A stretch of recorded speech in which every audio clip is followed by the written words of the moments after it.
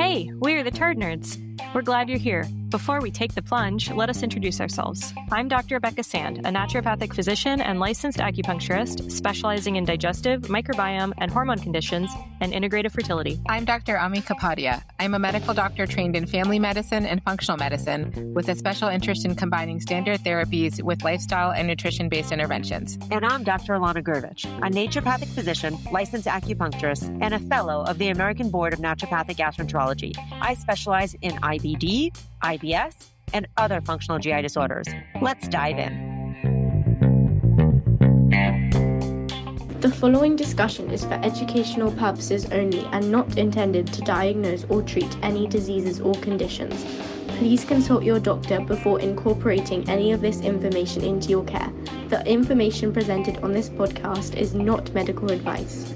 Welcome back, everyone. Hey. We are excited to have Dr. Sand start a 3-part series on That's the right. gallbladder. Specifically, we're going to talk about the gallbladder and hormones, the gallbladder and the gut, and probably lots of other things that I've never heard of.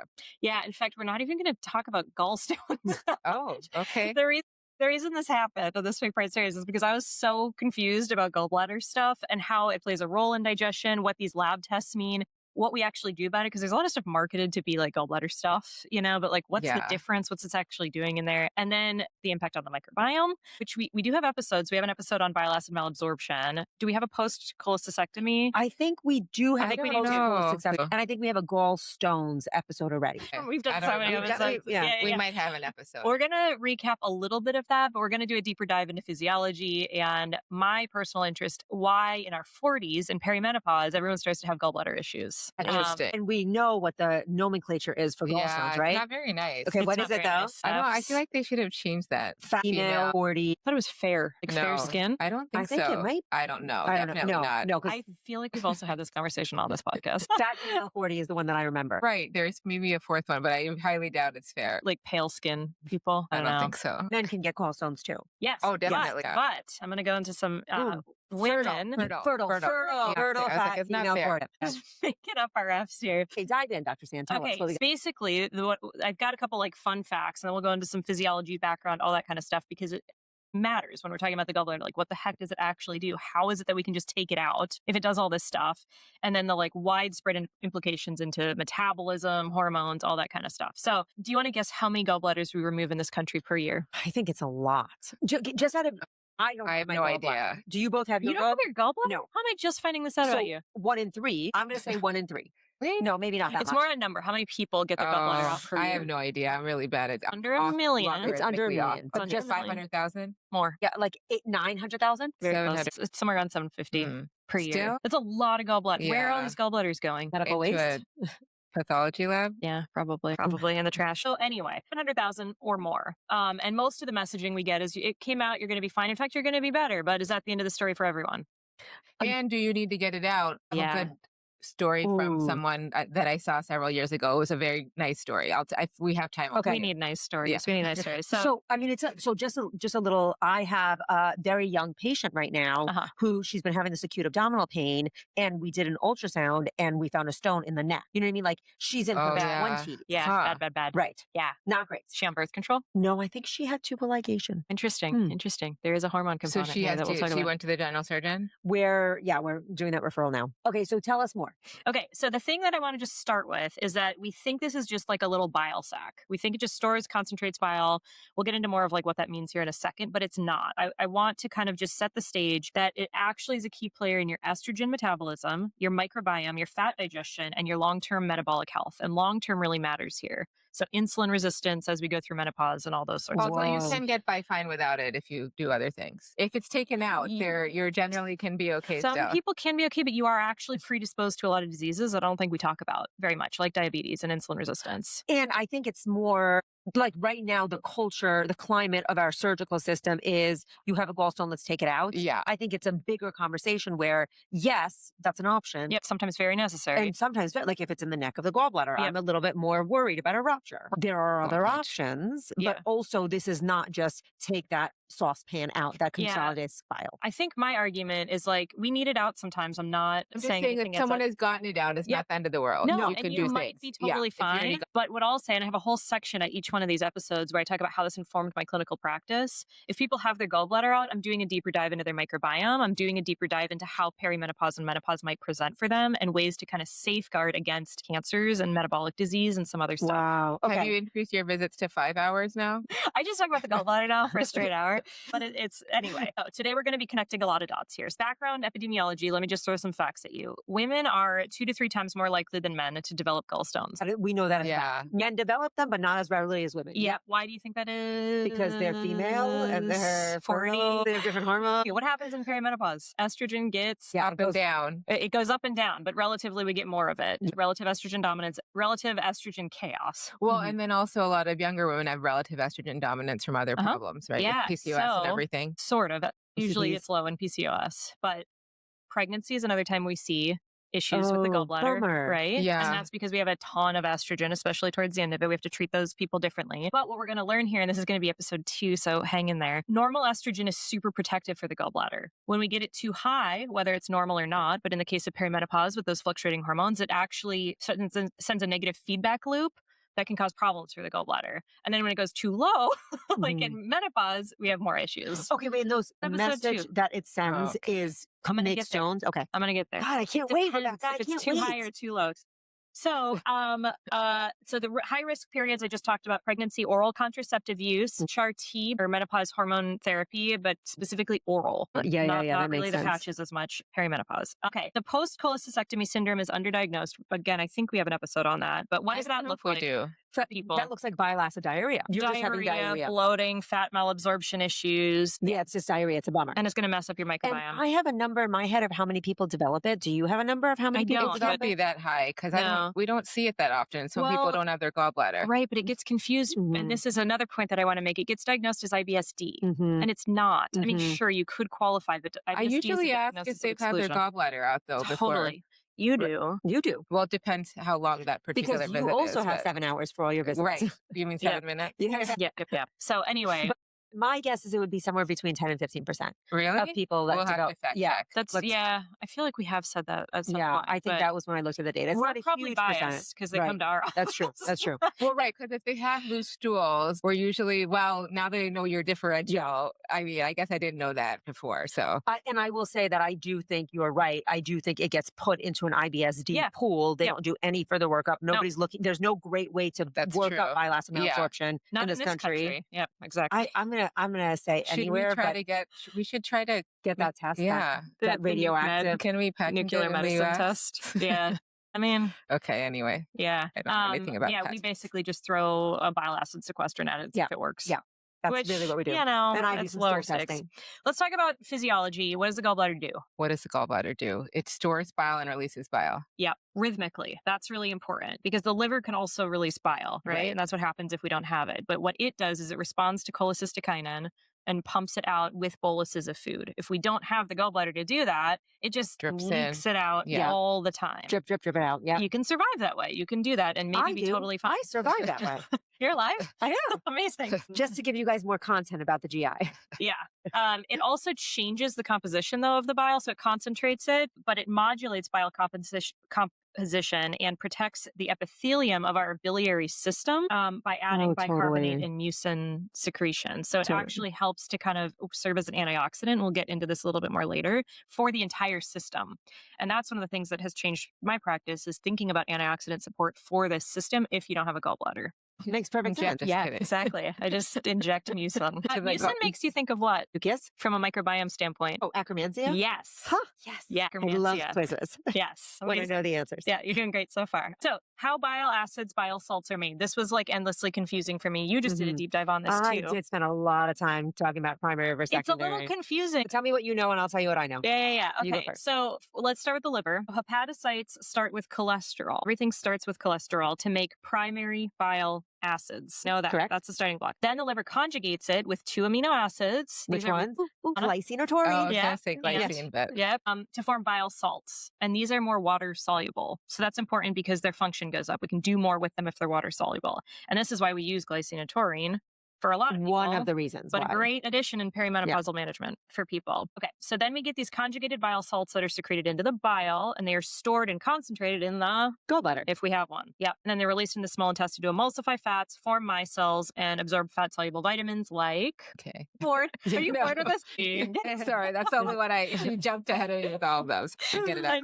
Okay, so then we get these in the small intestine because it dumps from the gallbladder into the small intestine with that bolus of food. And the gut microbiome modifies it into bile salts. These are called secondary bile salts. Is this all right according to what you've understood? All correct. I keep on going, get through this because I have some expansion of things I understood when I was getting into it. And then these bile salts, the secondary bile salts, have signaling roles beyond just digestion. And this is sort of one of the main points I want to make. They modulate our immune system. They play a role in immune function. Glucose metabolism, so insulin, I'm big on insulin. It plays a big role here. Our energy expenditure, we're going to get into mitochondria, which is super cool. And then inflammation. And that can lead into cancer predispositions and whatnot. Okay, so here is how I kind of, what like blew my mind a little bit about bile salts and bile acids. Yep. So we have these primary versus secondary. And one of the big changes, which you basically mentioned, is some of them are lipophilic, some of them are hydrophilic, right? And that's kind of what happens. And so when these bile salts come into a fat molecule, the hydrophilic and the lipophilic will expel each other. And that binds it and like pulls apart these fat molecules, right? So cool. And that's super important because the gallbladder doesn't break down the fat. The gallbladder pulls apart the fat molecules. So the enzymes, the pancreatic enzymes, the bile salt. The bile salt pulls apart the fat molecules. So the enzymes can come in and like chop to make these fats smaller and smaller and smaller. Totally. So you need a balance of the primary and secondary and also the unconjugated and conjugated. The other thing that happens is there is this recycling that happens. So we're getting bile acids that are conjugated or bile salts that are conjugated going back through the liver that again then they can become unconjugated again. They can go back to being primary. It's kind of amazing. Like it's like we talk about digestion like an orchestra. Just bile. That's is why an I'm so into the gallbladder right now. It's so true. And also what you're saying makes me think like I give so many people trials of pancreolipase and it doesn't work. It doesn't work a lot of the time, but you give the one with the bile, there's the combo product. Well, exactly. Yeah. But also, if they're not doing their bile conjugation and unconjugation, there's nothing to digest. It won't work. You're just gonna have diarrhea. You need those. They're like peas and carrots. You know what I mean? You need both proper enzymatic function and proper bile function. Good and prebiotic. Circulation. This is like, so I'm just going to put a little disclaimer, Andrea Macbeth, the owner of Thana, she was on our podcast talking about Thana. Great episode. Check it out. She texted me, she has this crazy episode about how they're studying how what bile does when it attaches to a pharmaceutical, it can make it a pro drug. Cool. Like it can completely change just bile. Not so the drug. Should we watch out for people who bile dump? I mean, it changes your entire physiology. Yes, definitely watch out for them for 1,000 reasons, including it changes the way they regulate pharmaceuticals. She sent me this article and she actually has a podcast episode on this in her podcast where it's basically an IBD drug. Yeah. Like it activated the mechanism of an IBD drug that we don't think to be successful. And maybe it's not successful because their bile can't make that drug a pro drug. Right. Like an oral drug? It's crazy. A lot of people with IBD have this as well. Tons. I mean, that's why I don't have my gallbladder. Yeah. I don't have my gallbladder secondary to my Crohn's disease. Crazy. Bananas. I'm so glad we're talking. Okay, go ahead. So the next section that I'm sure we have a lot to talk about here is the different types of bile acid dysregulation and disease. So we've got bile acid malabsorption or bile acid diarrhea, BAM or BAD. Acronyms. I love seeing these in paper. Bad. Bam. It's so bad. Bad. Yeah. And then we also have, I have so many sections on this. We'll see. Then we have secondary bile salt dysregulation, which are different. Let's go one at a time. I know. And the first one I have a lot to kind of parse, but this one took me forever to kind of study because I was just like, they overlap in a lot of ways, but fundamentally they're different conditions. Because of the primary and secondary. Exactly. And one of them is dumping and one of them is lack of conversion. So bile acid malabsorption, bile acid diarrhea. We know this one. We talk about this. We have a whole episode on this one, but this is basically where primary bile acids escape ileal reabsorption. They go past where they should in the small intestine. Can we talk about how that mechanism should work ideally? Sure. Do we know? Okay. Basically 95% of our bile acids should be reabsorbed at the terminal ileum, the bottom of the small intestine. Yep. It should be recirculated. It should not only 5% should go into the large intestine. If this recirculation doesn't happen, we have problems. Yeah, Okay, so so it is it passes into usually- the colon and it triggers an osmotic effect where water comes in and we usually get urgent sticky stool. Okay, so what are the usual causes of the lack of reabsorption at the terminal ileum Oh, and IBD? Post cholecystectomy is the biggest because we don't have that rhythmic dumping. There's just too much. There's just too much dumping. It overwhelms the reabsorption. Interestingly, though, this is not fat and stool. And that was what was confusing to me. This is generally the liver will compensate and support this, and we don't see a bunch of steatorrhea in these cases. This is like gallbladder removed, liver tries to compensate, but we get this primary bile dumping that irritates the colon. Okay, but then so the fecal fat's not going to be elevated, which is our only test that we have to Unless look for. it's severe and there are other things going on, Okay. like ileum, your ileum is gone. It was Right. removed surgically, or SIBO, or something else that is Mhm. really causing it to be more severe. Okay, so outside of not having your gallbladder, you can have this problem if you have overgrowth or surgical removal, That would be a secondary IBD. cause. Yeah. right? I Yep. would think. Okay. Yeah. So the classic causes are post cholecystectomy, just unregulated bile flow overwhelms our ileum's ability to reabsorb the that bile. rhythmic thing is so important, and we don't pay enough attention Yeah. to it. It's so important. It's so important. Yep. And then if it's more severe, like in ileal disease or resection, Crohn's, radiation enteritis, and then a subset of IBSD and microscopic colitis may also have issues like this. The hallmark symptom of this is secretory diarrhea that worsens after high-fat meals. These people should really feel worse after high-fat meals. Okay, I don't Yeah. think I remember that one. Yeah. I mean, it makes sense. They can't digest or absorb the fats properly. And so. it comes back to that release of the cholecystokinin. We plop fat in Yeah. there, we release the cholecystokinin, it dumps the bile, we have symptoms. Our ileum can't handle, maybe because we don't have one. Okay, so just like with cholecystitis, you feel worse after fatty meals. Yep. If you have the bile acid malabsorption, you also Yep. So the way we diagnose this mostly is we give a bile acid sequestrant and see if you get better. Tyramine, cholesterol, cocevalon is Yep. our pharmaceuticals. Yep. We also have natural agents like lecithin, like TUDCA, like phosphatidylcholine, Yep. all of those things. And Plus, psyllium. I and knew you were psyllium. going to say that. uh, How did you know I was going to say psyllium?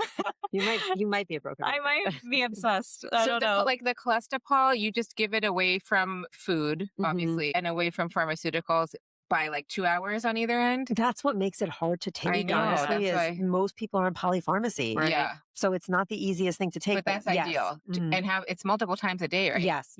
Okay. Depending on how much you need. Well, and really, You I could try it will once a say day? that is person dependent. Like if I have a person that's having a lot of bile dumping in the middle of the night or for in the morning, Yeah. I'm obviously going to have them take it at bedtime. Yeah. But if not, I kind of track when their diarrhea is most likely to occur. Try and to then get they ahead will of it. often correct sometimes with meals. So this is where this gets tricky in the perimenopause population because a lot of people are on progesterone that you take at Mhm. night, but they have the episodes in the middle of the night. So it really is like Hard. pill powder Tetris. Set an alarm for like 2 a.m. So because that's what's good for them is taking pills in the middle of the night. Yeah, totally. It makes women happy. So my question for you all, and I think I check in on this periodically, is the pill version, like Welchol versus the Mhm. powder. We don't give the powder. I mean, the guidelines are like, don't really give the powder because compliance is low. You mean It's disgusting. cholestyramine? Or Cholesterol cocevalon. is Yeah. Welchol or no? Yeah. I think cocevalon is well called. Yeah. Okay, so cholesterol or Welchol, Yeah, right? we try the pill version. Yeah. But in my experience, I don't see the pill version work quite as well. It doesn't have the surface area, but Exactly. I I can don't, tell you what I do. What I do is I start everybody on cholestyramine, the Yeah. powder. I start everybody on the powder. The reason for See if that it is works. because see if it works. It's a Yeah. yes. And also it's a powder, so you can a little bit titrate. I don't need to give them Exactly. 4 grams. I can Yep. give them, maybe they'll do Half a good scoop with, or yeah, something. maybe they'll do go to 2 grams. If it works and they're frustrated, some people are so happy to just not have diarrhea. If it works and they're frustrated, then I'll either say, okay, now we have a gold standard. We know this works. Do you want to try natural agents? Because Yep. natural agents are easier to take. Or do you want to try other pharmaceuticals? Right. How severe is your disease? What fits you best? Or do you want to just stay the course? Right. And we kind of like talk it through them and try our options. And now we know what the problem is. Now finding the solution is easier. Yeah, we have it so under if control. their diarrhea is what are the patterns, like how you pick when to give the dose? If you're starting with like one dose so a day, generally what I do is I start with 4 grams once a day like of powder. where in the day? Usually I feel like most of these people have problems in the morning. So I usually go evening dosing. Like That's before where bed I start. or Yeah. between dinner Like, and yeah, bedtime? between dinner and bedtime. That's Okay, usually to where try I to start. prevent the morning loose stools. And just to see, like, this is my theory. I don't have a good test, right? So I'm Right. like, I have a theory. Can we see if my theory holds water? Some people just have the loose stools in the morning. Some people just have the loose stools in the morning. I also give the same regimen when people have what they think is like acid reflux waking them up in the middle of the night because it's bile dumping, but it's presenting as reflux. So I'll also dose at the same time. That's a really good idea. Because that's when we concentrate most of our bile is in the night. Okay, wait, I have a question. If it's leaving the liver unregulated, you might have symptoms at night when you're lying down. Okay, so a patient who only has loose stools in the morning, if they eat before 10, could that be? Extrapolate. Literally only loose stools in the morning if they eat breakfast, and if they eat other times of the day, they don't get it. So your question is, could that be this? Yes, but probably not. Yeah, probably not. Because usually they're going to have other symptoms or multiple loose stools a day. The reason why I say probably not is because some of these people have become really, really good at modulating their diet to make it a low-fat diet. Oh, yeah. And so the answer is yes, it could theoretically be this if they're doing a good job modulating, right? But not everybody does a good job modulating. And if you're not modulating, then probably you're going to have more diarrhea. Right. So I think it's really important to ask if it's worse with high-fat meals. That is a keynote. Also, urea. If How they see fat it is floating. a stool? Not floating. Is it sticking to the toilet bowl? Okay. They have to wipe a lot. Yeah. Okay. Greasy. Yeah. So, I mean, just a little blurb on treatment here. We've got the bile acid sequestrants we just talked about, the diet that you just mentioned. It's generally recommended you do a low-fat diet. It's just that is not sustainable for a lot of people. You already are risking fat-soluble vitamin deficiencies for people. Low-fat diets are just gross. Could you imagine no butter, Dr. No. Sand? No, I mean, I don't know if you would go on. No, I wouldn't. Is it all fat? Are certain fats better tolerated if you have this condition? In my experience, yes. Plant-based fat because you're also, if you're giving cholesterol too, cholesterol is sort of the building block of these things. So there's like a two-way street there. But I find that if you pair fats with fiber, so psyllium husk kind of does double duty here, but like an avocado that's full of fiber and fat generally tends to go better. Not everyone. Olive oil? As long as it's not too much and you have it with fiber. Okay. Because that doesn't have fiber It's in a very complicated situation. Is. I mean, it is and it's not. Maybe they already figured out what they can eat too. Most of these people, it's so unpleasant that their first thought is, what did I eat right before? Yeah. It's what they can control and pay attention to. But I mean, you probably have a bunch of patients too who can't even leave their house sometimes. Yeah, like they can't even drive to the store without having to stop. And you can make really good Indian food that's low fat. Can you? Which is not why I eat it, but it's also it's very adaptable to those with dental issues, given the soft food issue. But yeah, you don't need a lot of. I mean, you can make lots of Indian food without. Just as a little tip, if someone is the other thing is also very delicious. So. Amazing. So the other piece that does make this complicated is it doesn't always need to be just bile acid malabsorption. There might be a bile acid secondary component, but there might be SIBO, which is also causing diarrhea, or EPI. Like it's complicated. Yeah. So on your note of like, let's start the cholestyramine and find a dose that works for you, then talk about next steps. Yeah. In that discussion is usually, is there a microbiome thing shooting you in the foot here? Is there a SIBO thing? Like obviously if they have IBD, hopefully you know that. But, is it usually SIBO of the microorganism imbalances, or it's just could be any of the usual? We're going to get to the microbiome. Okay. Yeah. Okay, great. We're going to get there. Okay, wait, I have a question. Of your patients with SIBO, how many people does it resolve and not come back? If you had to just percentage-wise, I'm curious. What I tell people is a third, a third, a third. A third of people, we're one and done. A third of people, we have to go a couple of times. Okay. A third of people, we keep going. It's not getting better because we're treating the wrong thing. Gotcha. Yeah, what I tell people is SIBO's pretty dumb. I mean, it's a bacteria or archaea. Yeah. It's not that hard to treat. You might have to keep treating it for a bit of time, but if we're not getting better by a certain amount of time, it's the wrong thing. It's not like protozoa and yeast. Well, and protozoa too, it's so easy to pick up from eating out and this and that. So it's probably the easiest one to treat. It's just that you have to figure out why it keeps coming back. Yeah. Yes. Yeah, exactly. Something is sort of altering the environment that is allowing SIBO to persist, or at least SIBO symptoms to persist. Yeah. So you're not digging deep enough, and that's usually where we'll do microbiome assessments. Okay, I was just curious because a lot of people, when they first come, they think that's their only issue, and I was just it's a good rule of thumb. There's a 30% chance this will help you. My exceptions are, I've got like a list of people where I'm going to have it on my radar for you to have SIBO, and that's going to be people with hypermobility conditions because you've got saggy guts, the connective tissue, you cool more easily, people with slow transit motility disorders, people with histamine issues, and then if you get food poisoning or antibiotic, you're going to be more likely. But so those basically are the folks, everyone that comes to see you guys. I mean, again, SIBO's not hard to treat. A lot of people treat SIBO now. You treat it, but I think it's hard. It's not hard to treat only once. Right. But the outcome. But if it keeps coming back, I don't think SIBO's your only problem. Right. You're treating You know, It's just this sort of or you need some intense prokinetics or something to keep it from pooling. And, you know, we're never going to fully eradicate SIBO bugs. Yeah. So what? I just had the most heartbreaking patient. She just really wanted there to be a pathogen. She's throwing all this money at testing for pathogens. And I was like, I think it's your EDS. Yeah. Like, I think we need to work on motility. Yes. She just did, you know, sometimes it's like, she didn't want to hear it. You know, it was heartbreaking for me. It's going to predispose you to pathogens, but that's not the underlying picture. Yeah. Sorry. Well, the EDS can be triggered by infections and toxins. Yeah. It can be worsened by. Yeah.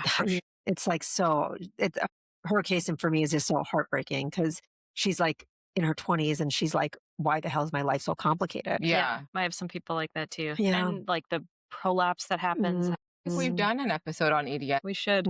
Oh my God. It's so intense. It's not very hopeful. Like, this is going to be a more hopeful episode, I think, by the end of our 17th episode. And there's a lot we can offer people that I think conventional care can't. It is hopeful because I don't think a lot of people know the things to look for, even with EDS. So. I will say it's a great population for body work. Yeah. Okay. So we'll put that on a list. Okay. So the second thing, I have so many more things to talk about here, but secondary bile salt dysregulation. This is different from bile acid malabsorption. They get confused a lot, but they're treated differently. And these are people who might be able to handle fats just fine, but they look similar, and they might also be constipated, and they might also show elevated fat on our testing. The secondary bile people? Yes. Okay. So what this is it's not about excess volume of those primary bile salts reaching the colon. It's about the disruption of the microbiome dependent conversion of primary to secondary. Oh, yes, for sure. So this is a totally different reason this is happening. The secondary bile salts signal through several receptors that I won't list off, a bunch of letters and numbers for people, to regulate immunity, metabolism, inflammation, gut motility, and neurologic function. So these people may have issues with all this stuff. The whole digestive system. Right. And so when we think about bile acid issues, I always am like, diarrhea, you're going to have sticky, urgent diarrhea. But these people might actually be constipated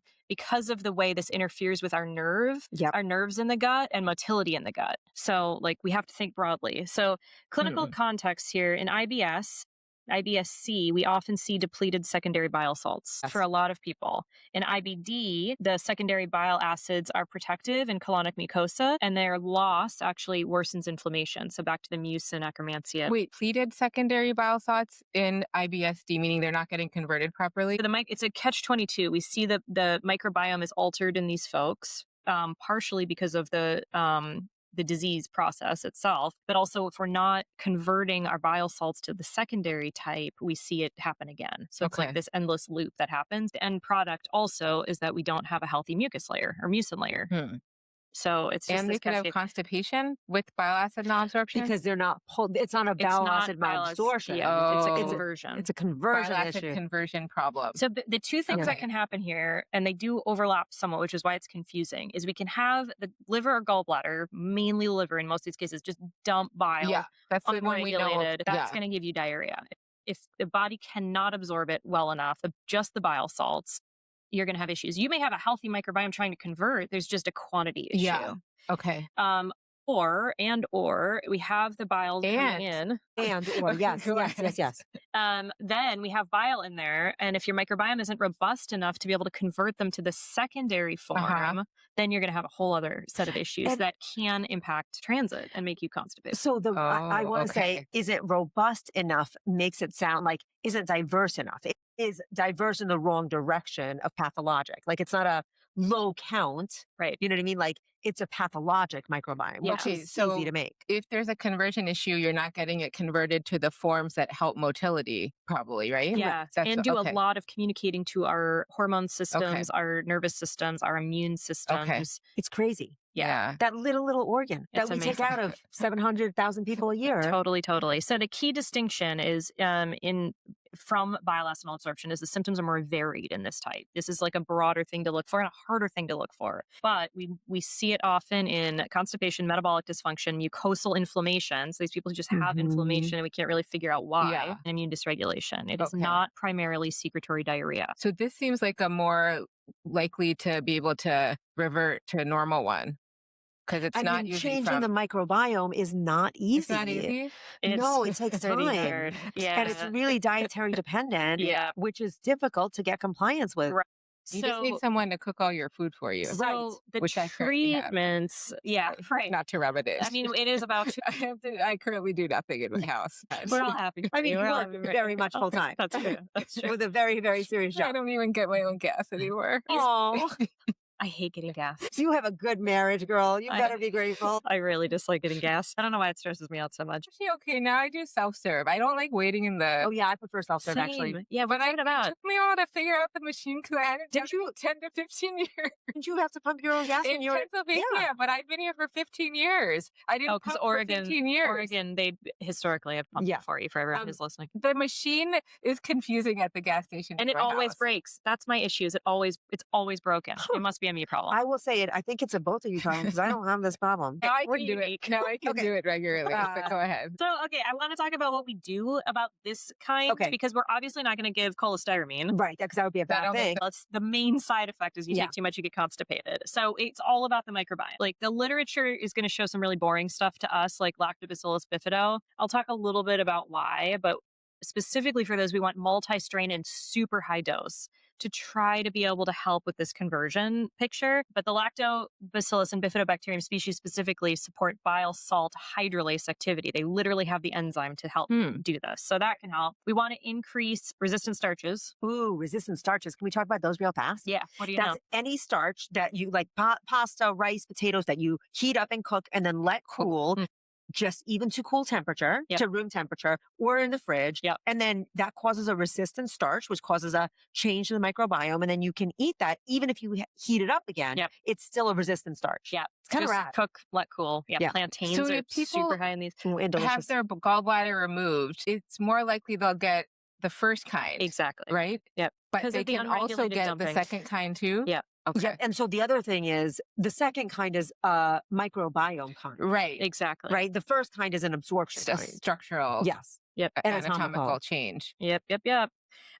We can also do the UDCA. Tudka? Oh, yeah. Yep. Tudka is the supplement version. Tudka is the drug version. You mean ursodiol? Yeah. Can you give ursodiol? Yes. Okay. For the secondary microbiome? You want they more. interconvert, actually. I didn't know that. But the pharmaceutical version and the supplement version actually interconvert in the body. I never use the drug. I very rarely use the drug version. I'm under using, I think, both of them. Yeah. Probably. And then obviously the key thing here with this one is we want to treat the underlying dysbiosis. We don't use ursodiol much at all anymore in regular. Pregnancy. Like we used to. PSC, sclerosing cholangitis. I feel like it used to be used more as like a non-surgical approach to gallstones. At some point, we only do the surgery if needed, but I feel like I just haven't seen it in a long time. Okay. This is a big section, Dr. Sand. Is that I have one. I have one more little section. Okay, go. And I'm going to confuse everyone more. Okay, great. I'm so excited. So now I'm going to talk about just very briefly. In the people, we remove the gallbladder, which is bile acid malabsorption. If they're going to have a gut issue, it's bile acid malabsorption, right? But I'm going to talk about how that specifically alters the microbiome and sets you up for the secondary one. Okay, so makes perfect sense to me. I like talking about specific strains because we're getting better at testing for specific strains. So we see decreased beneficial bacteria. So a lot of the ones that we know about, the bifidobacterium, the butyrate producers is like the huge thing here. Faecalibacterium, roseburia, all of those. We see increased opportunistic bacteria. So this is just helpful for treating because we treat, there are a lot of us who treat these. Shigella, Bacteroidetes, Privitella. So what are these making you think of? Some of them. I mean, just bad guys. Bad guys, biofilms. Yeah. Some of them as well, which can be really nasty. But overall, we see a decrease in the Firmicutes to Bacteroidetes ratio, like our healthy populations. We see decrease in short-chain fatty acids. And we see an increase in pro-inflammation. So if we have our gallbladder out, probably you're going to be more predisposed to inflammation in the microbiome, which leads to systemic issues for a lot of people. So at a minimum, have that on your radar for people, even if they're asymptomatic from it. Okay, all right. There's a lot of physiology. Can we do a quick little just recap to summarize? Yep. Okay, so we've got these three distinct patterns. One of them happens because you remove the gallbladder and you lose your rhythmicity of secreting bile. Yeah. I don't know if it's a real word. No, it sounded great. You lose your structured release of bile. Yep. And then what happens is the bile is not resorbed at the bottom of the small intestine and it goes into the large intestine, causing diarrhea, causing fat malabsorption, all that. That's primary. Secondary is when you have an issue converting your primary into secondary bile acid because you have a microbiome issue. That microbiome issue basically affects conversion, and that actually can lead to constipation, but it's also a bile issue. And hormone and metabolic effects that we'll get to in part 2. Okay. And then the third piece is that removing your gallbladder upsets your microbiome. Right. So they're all interconnected, but I feel like when I'm looking at myself as my poor little microbiome, this might explain my constipation. You're doing fine. There we go. But I'm chronically constipated. It's true. But amazing. Is there any way to test her for this? How do we even test someone so for that there is part? testing to look at your bile salts. That testing is available. Yeah. Okay, we'll have and to we get will to that. get to like oat testing and whatnot because there are some keys. Our testing isn't great for it, but there are some clues with different tests And that we there can are look some at. new stool tests that are available also that looks at bile salts. So stay tuned, All Turds. right, thank you. Bye, guys. Thanks for joining us today. Stay tuned. We release episodes every 2 weeks. If you like this episode, please subscribe and don't forget to rate and review us to help spread the Turd Nerd word. Eee!